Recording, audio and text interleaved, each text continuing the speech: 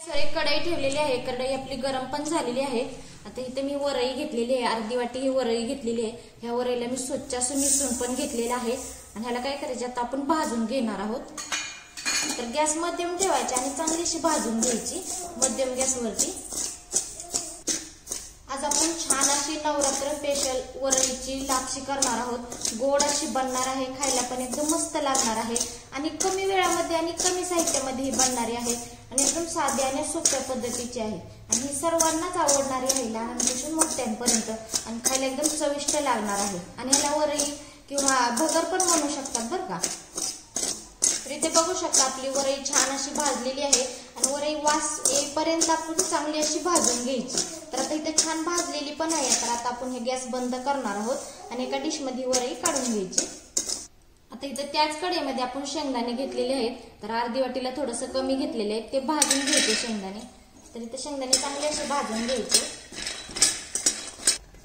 तर इथे बघू शकता आपण शेंगदाणे चांगले लालसर होईपर्यंत भाजून घेतलेले आहेत। तर आता हे एका डिश मध्ये काढून घ्यायचे थंड होण्यासाठी। आता इथे त्याच कढईमध्ये आपण इथे 1 चमचा तूप घेतलेला आहे, तूप ह्याच्यामध्ये टाकून घ्यायचं आणि तूप नसेल तर इथे तेलाचा पण तुम्ही वापर करू शकता। तर इथं तूप आपलं गरम झालेलं आहे। आता त्यामध्ये आपण पाणी ओतणार आहोत। तर इथं अर्धा तांबे आपण पाणी ओतणार आहोत।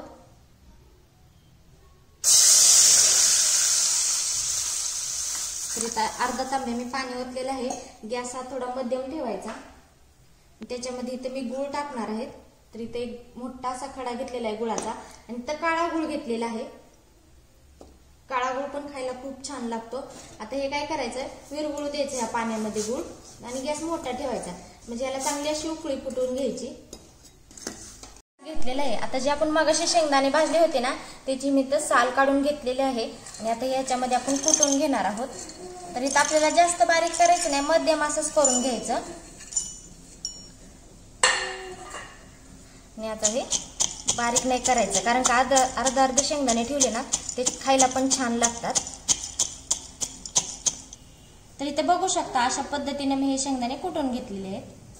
तर इथं बघू शकता आपल्या पाण्याला छान अशी उकळी आलेली आहे। आता जी आपण शेंगदाणे कुटून घेतली होती ना, ती ह्याच्यामध्ये असे टाकून घ्यायचे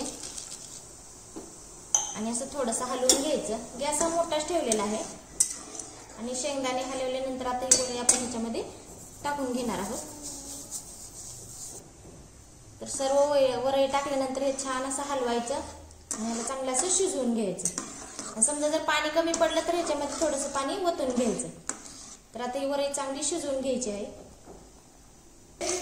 तर इथं बघू शकता आपल्याला पाणी आणखी लागणार आहे, कारण का आपली वरई अजून शिजलेली नाही। तर इथं अर्धा तांबे मी पहिले ओतलं होतं, तर आणखी याच्यामध्ये आता मी थोडंसं ओतून घेणार आहे।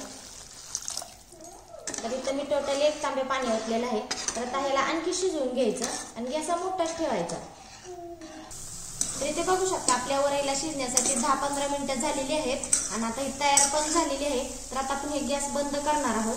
तुम्हाला जर अशी पातळ पाहिजे असले तर ह्याच्यामध्ये थोडंसं पाणी ठेवायचं, म्हणजे पातळ पण तुम्हाला होऊ शकते। तर इथे बघू शकता मस्त आपली वरई गोड छान अशी तयार पण झालेली आहे। त्याच्यामुळे तुम्ही घरी नक्की ट्राय करा, खूप सोप्या पद्धतीची आहे, खायला पण एकदम मस्त लागणार आहे। तर घरी नक्की ट्राय करा। चला तर भेटूया पुढच्या रेसिपीमध्ये। धन्यवाद।